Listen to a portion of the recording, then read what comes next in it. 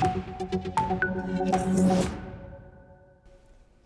and welcome. I'm Kriti Mehta and you're watching the World Report on NewsX World. Let's take a check of the top headlines this hour.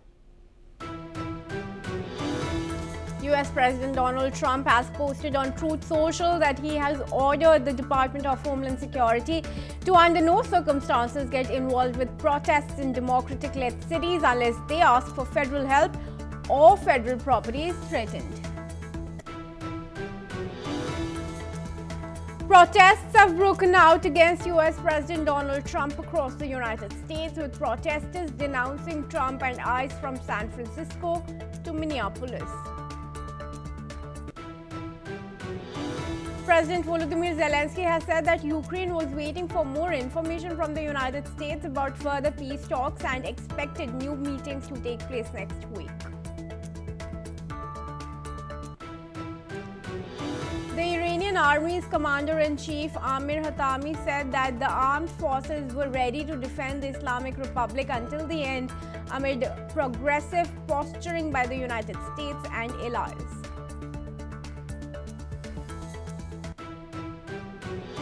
Uruguayan President Yamandu Orsi arrived at Beijing Capital International Airport early Sunday, beginning a 7-day state visit to China at the invitation of Xi Jinping.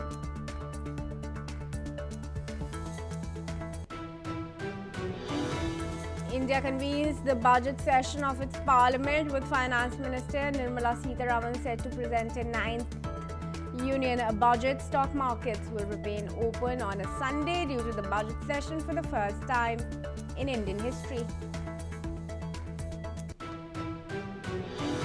Elon Musk's SpaceX wants to launch a constellation of 1 million satellites that will orbit Earth and harness the sun to power AI data centers, according to a filing at the Federal Communications Commission.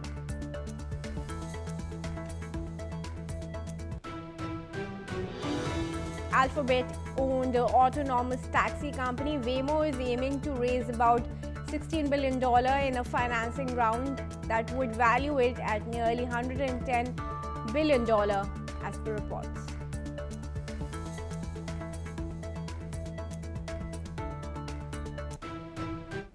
On to now the top focus viewers. US President Donald Trump has stated that Iran is seriously engaging in discussions with the United States, expressing hope that Tehran will negotiate a deal that is acceptable to both sides. Trump's remarks come amid ongoing tension between the two nations, with the US demanding that Iran curb its missile program as a condition for resuming nuclear talks. Despite the challenges, Trump remains optimistic about the potential for negotiations, suggesting that both parties could reach a mutually agreeable solution. Iran has yet to respond to the latest comments, but has consistently rejected US demands regarding its missile program. Alright, I now request retired Lieutenant Colonel Himanshi Singh, who is a Defense and International Relations Analyst, to join me in this discussion. Colonel, thanks very much for joining me. Firstly, Trump is going on to, make all these statements that Iran is coming to a negotiating table. US does not want to attack if those negotiations happen. But all the statements that are coming from Iran are quite to the contrary. Iran is continuously saying so long as threats continue, there are not going to be any negotiations. And Iran is ready to retaliate. So how are we to view these international developments as, from a third party perspective, because different statements are coming from different countries involved in a conflict? Good morning, Kriti. So good to see you in the morning. See, when Trump says that Iran is seriously talking to United States and hopes that Iran will negotiate something very acceptable, so it is not a peace statement, it is a coercive diplomacy, because he is still trying to have a dialogue, a threat, when we already know that USS Abraham Lincoln is already there, very close to Iran. So United States is telling two things. First of all, the door is open for negotiation. However, the door is guarded by warships, sanctions, and military readiness. So the Washington's perspective is not having a war immediately. That is not the United States goal. But the goal is to redefine that the permanently curtailing the nuclear trajectory of Iran and limit its regional reach. So America wants the deterrence of America to be still holding good in Middle East. However, we know that there are operational blocks which America is facing, because the most of the Gulf countries have said that no land and no airspace will be given to America to attack the Iran, Right. because they are fearing, first of all, what has happened in Iraq, that after 2003 it has not come back to any form of a democracy or a united or progressive Iraq. So that devil they have already seen. Secondly, they want a weaker Iran. They don't want a destroyed Iran, because in case the Iran is completely destroyed in terms of the regime or the nuclear power, then Israel, which is perceived as a threat by the Middle Eastern countries, will be open to threaten these other countries. So somehow everyone fears that. Then moreover, the Strait of Hormuz is controlled by Iran, and most of the warships, sorry, not the warships, the business happens from this particular strait, which is for the entire international community to see. So there are many things. That is why Iran is now playing a different game. Tehran understand that full-scale war may not happen with US, because as I brought out, there are many things. These are just few of which I have quoted, but they know war can be catastrophic, but it will spill over to Middle East. So a lot of back channel diplomacy is happening. Even Indian Deputy NSA, Mr. Pavan Kapoor, was there. The Turkey is also trying. There are Russian people who are also trying. So there are many countries which are trying, and Iran has its power in the asymmetrical warfare. They know that USS Abraham Lincoln costs crores and crores of dollars. However, the drones and missiles, they are not that expensive. And there is something known in military as the choke, or you say saturation.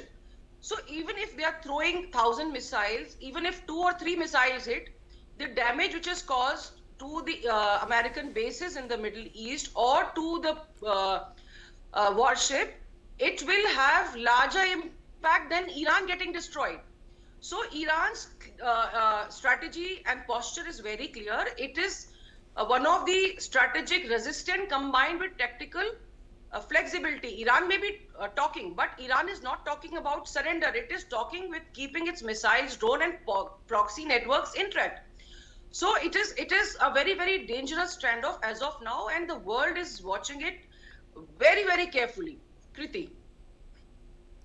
Right.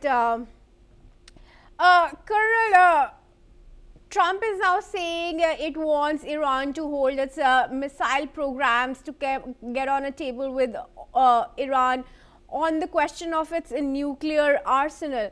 But talks were held even last year with no concrete output.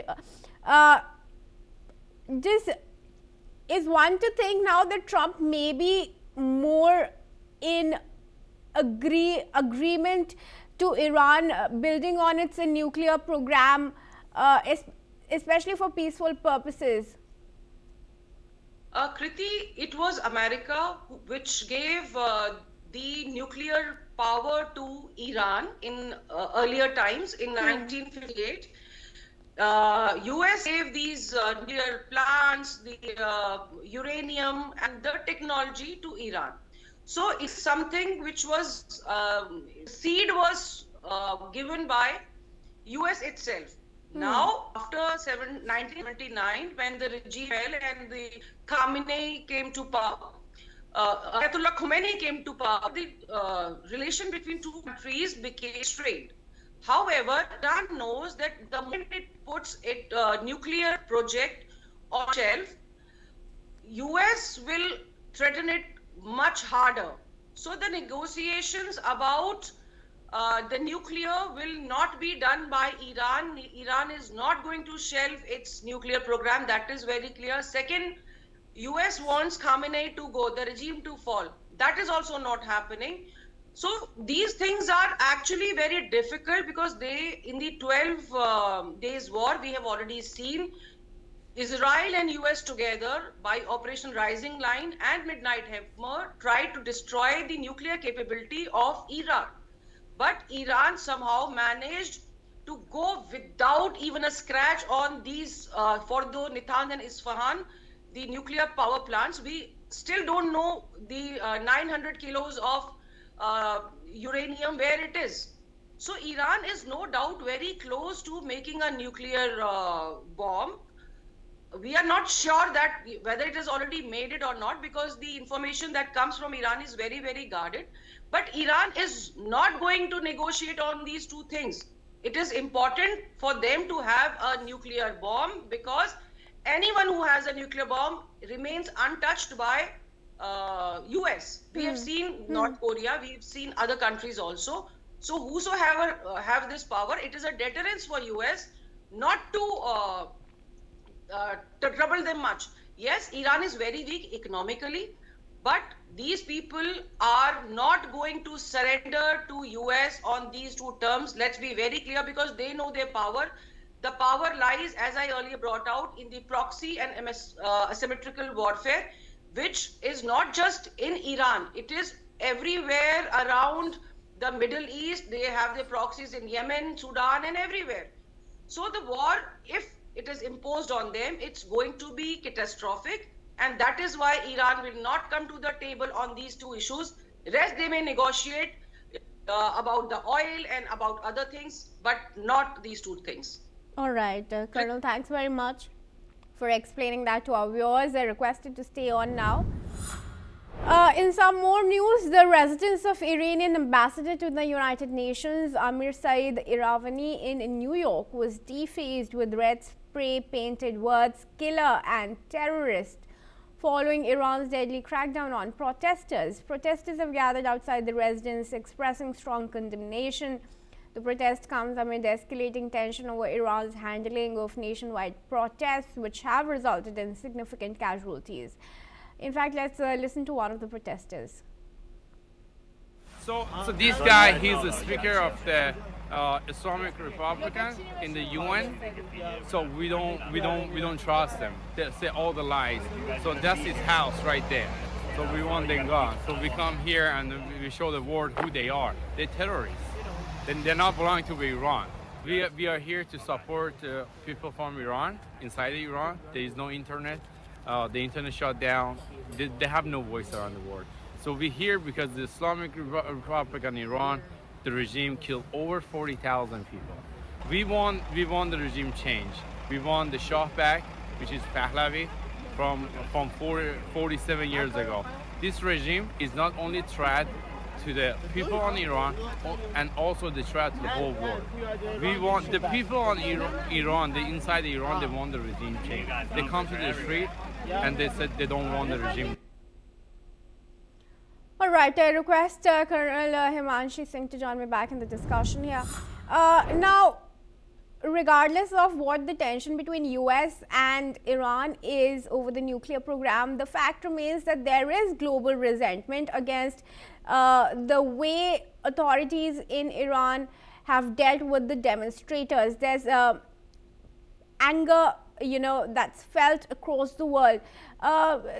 What do you think is next then likely for Khamenei's grip on the country?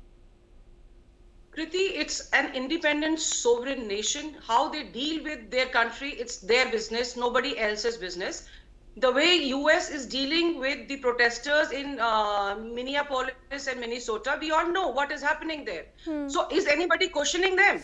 How you are just targeting one country? See, defacing an Iranian envoy's residence in New York is telling us the detail in larger picture. While it is not an official act, it reinforces Iran's belief that pressure is not just military, it is or economic, it is a psychological and symbolic thing. So such incidents, they harden the domestic opinion in Iran and make compromise politically very costly for the leadership. See, when people say that we want this regime to go, now if you talk about Bahrain and Saudi Arabia, now these countries have monarchies. Okay, when people are talking about democracy, so supporting a war based on toppling a regime is dangerous against Gulf monarchies, because see, they fear that such trigger an uprising among their own Shia minority population can be disastrous to their own regimes. So when people are having opinion against Iran and Iran's current regime, why US is not getting support is also one of these reasons, that Arab have a different kind of mindset. They deal with the running the state differently. So people from UK, USA, they look at these countries very differently. The perspective is very, very different. But we are no one to tell them how they are going to run their own country. We understand that they are very, I'll say they are not good to their women. The education, the hijab and other things are there. The internet is down, because somewhere we also know it was not Iran which was having these protesters on the stage. Somebody has actually put a pressure on Iran that the Rial versus US was very, very weak. They have been under sanctions. So the moment these sanctions are lifted or released, or they are allowed to be on the table, things will improve. But asking by somebody very common that this regime has to go, I mean, who gives them this authority to ask? Why are they not asking President Trump the way he is handling problems in US? So the picture is very, very larger. You just can't have a tinted glasses and look at Iran that they are bad. Understand the socio-political scenario of a particular country. So I think putting unnecessary pressure on Iran's regime will make negotiations very, very difficult, and will make this standoff also very difficult and dangerous. Kriti. Right. All right, Colonel, thanks very much then for joining me and weighing in your opinion. And we now move on, viewers. Now, Ukraine's President Volodymyr Zelensky has said that his team is waiting for the United States to confirm further meetings on ending the war with Russia. Zelensky indicated the second round of talks scheduled to begin in Abu Dhabi on Sunday has been postponed. He said Ukraine is ready to work in all formats and is preparing for meetings next week. This comes after US envoy Steve Witkoff reported productive talks with Russian envoy Kirill Dmitriev in Florida. Let's listen to Zelensky's address. Вранці сталася технологічна аварія на мережі. Дві лінії між Румунією і Молдовою та на території України перестали працювати. Причини детально з'ясовуються. Станом на зараз немає підтверджень зовнішнього втручання або кібератак. Більше даних, що через погодні умови сталося обмерзання ліній, автоматичні відключення. Постійно спілкуємося з американською стороною, очікуємо від них конкретику щодо подальших зустрічей. Україна готова працювати в усіх робочих форматах. Важливо, щоб результати були і щоб зустрічі були. Ми розраховуємо на зустрічі наступного тижня, ми готуємось до них. Okay, I now invite Colonel Sanjeet Sirohi, who is International Relations and Defense Expert from New Delhi, to join me in this discussion. Colonel, thanks very much for joining us this morning. Firstly, clearly Zelensky has put a commendable effort in defending his country. It's almost 4 years of the war. But how much more can it really go on with the continuous strikes and shellings from Russia if peace is not near in sight?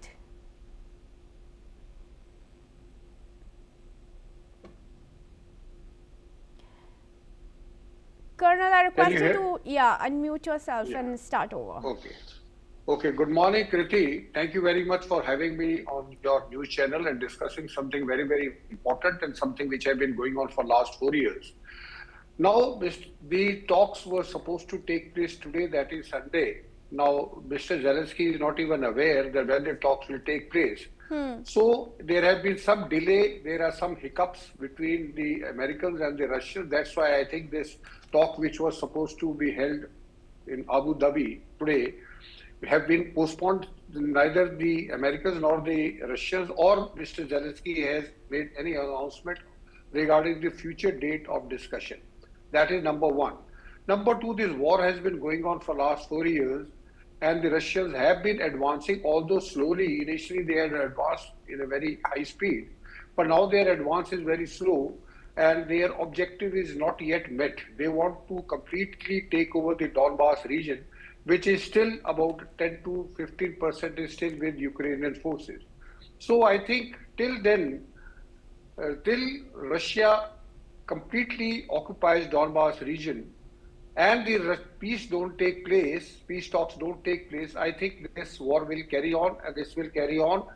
Either the peace talks are held or Russia on its own stops the war. Kriti. All right, Colonel, we'll now move on and discuss news now from the United States. Viewers, now Donald Trump has ordered the Department of Homeland Security not to intervene in protests in democratic-led cities unless local authorities formally request federal assistance or federal property is at risk. The directive comes amid national outcry over the deployment of roughly 3,000 immigration and homeland security officers to Minneapolis and other cities, a move sparking protests across the country. Recent clashes follow two fatal shootings of U.S. citizens by federal immigration agents in Minneapolis, which protesters say exemplify excessive use of force during the immigration crackdown. Trump said ICE and Border Patrol will continue to protect federal buildings and operate if called upon, but otherwise local and state authorities must handle unrest unless they ask for help. And now request Colonel Sirohi to join me back in this discussion. Colonel, do you think it's the upcoming midterm elections and of course the two fatal shootings of US citizens that have really sparked and triggered this decision from Donald Trump? Absolutely, Kirti, absolutely, because Donald Trump also knows that for last, the first casualty was on 7th January, and I think second casualty was on 20th January, when the two US citizens were shot by the police, by the enforcement people, and that caused a lot of unrest in Minneapolis and Minnesota. So I think that could be one of the reasons that Donald Trump has now asked his forces not to go, especially in the areas where it is the governors are democratic people, because he earlier also he blamed Democrats that they are the people who are instigating the civilians or the protesters to protest. So I think this is a good decision, and this should calm down the protesters. And because of these two reasons, because of shooting the US citizens, and secondly because of midterm poll, I think this decision is in the right direction, and a lot of things will start improving on that. Would you have to say that all these ICE enforcements and DHS deployments have only gone to a democratic stronghold, state of Minnesota vis-a-vis other states where Republicans are in sway? Yeah, that is absolutely correct. That the main actions have been taken against where the Democrats are there. So I think this is discrimination, and this is totally incorrect. That's why the protest level is very high. And when Mr. Donald Trump says that these protesters have been instigated by Democrats, that is what he wants to bring it out, that the Democrats are doing it. That's why the protests are taking place. So he's seeing the midterm election in view. He's trying to blame the Democrats for all the unrest which is taking place in the United States. Because once he goes to the polls, midterm polls, then he wants to be very, very clear. He wants to show to the people that it was not the Republicans who were doing it. They were the Democrats who were instigating the protest, as a result of which a lot of people got detained and a lot of people got injured. Kriti. Right. Colonel, thanks very much for joining me. We are now going to move on now, viewers, to cover some news from Venezuela, where Laura Dogu, the U.S. envoy for Venezuela, has arrived in Caracas as the two countries begin to restore diplomatic ties, which were severed in 2019 under Nicolas Maduro. Venezuelan Foreign Minister Juan Gil said the purpose of Dogu's visit is to establish a roadmap on bilateral matters and resolve differences through diplomatic dialogue and mutual understanding. Dogu, who previously served as ambassador to Honduras and Nicaragua, expressed readiness to work on fostering the relationship between the United States and Venezuela.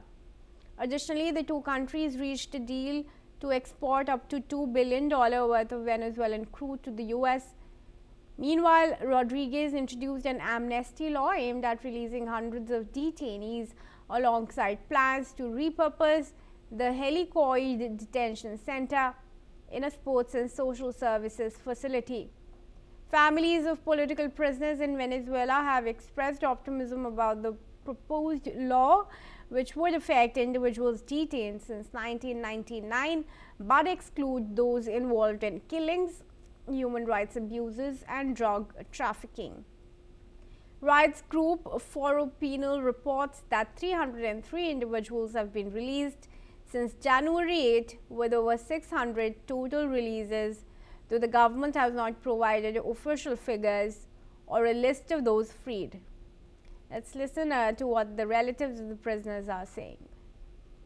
Señora Delcy Rodríguez, la nueva presidente interina de Venezuela, haya asumido esta posición y de una u otra manera fue la encargada de dar esa buena noticia.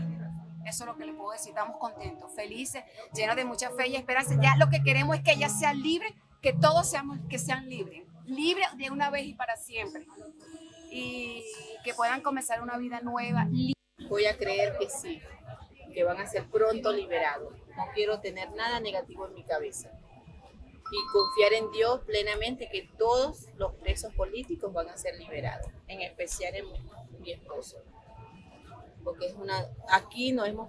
estamos aquí en carpas, todos somos una familia. Lo que le pasa a uno nos duele.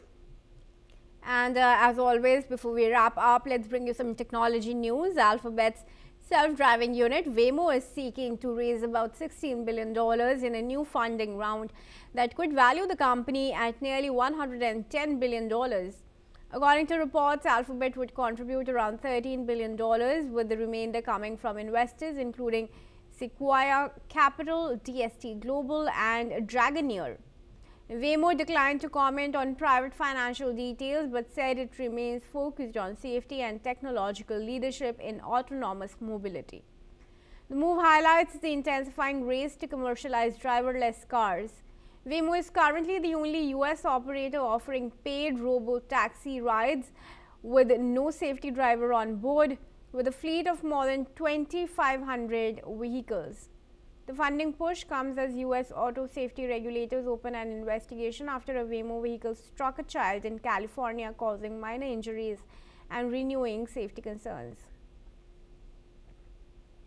And viewers, that's all we have time for. Keep watching NewsX World for more news updates from around the world.